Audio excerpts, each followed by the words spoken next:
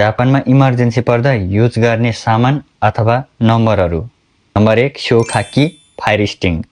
जापानमा प्रायःजसो सानो घरहरू चाहिँ काठले बनिएको हुन्छ ताकि आगो लाग्ने सम्भावना चाहिँ अलिकति बढी हुन्छ। त्यसैले घर वरपर अथवा छेउमा चाहिँ यो शोखाकी राखेको हुन्छ। Number 2 क्युक्युस्या ambulance.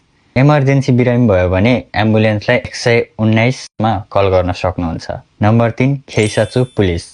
केही समस्या पर्दा अथवा एक्सिडेन्ट हुँदा साथीभाइहरूसँग जाइ झगडा भयो भनेदेखि पुलिसलाई 110 मा तपाईले कल गर्न सक्नुहुन्छ। नम्बर 4 शोगौसा दमकल। वरिपरि अथवा कतै पनि तपाईले इमर्जेन्सी आगो लागेको देख्नुभयो भने चाहिँ तपाईले दमकललाई पनि 119 नम्बरमा कल गर्न सक्नुहुन्छ। नम्बर 5 सुइजौ खेइसाचु कोस्ट गार्ड। तपाई समुद्रतिर घुम्न जान चाहनुहुन्छ र समुद्रतिर केही समस्याहरू इमर्जेन्सी पर्यो भने चाहिँ कोस्ट गार्डलाई 118 मा कल गर्न सक्नुहुन्छ।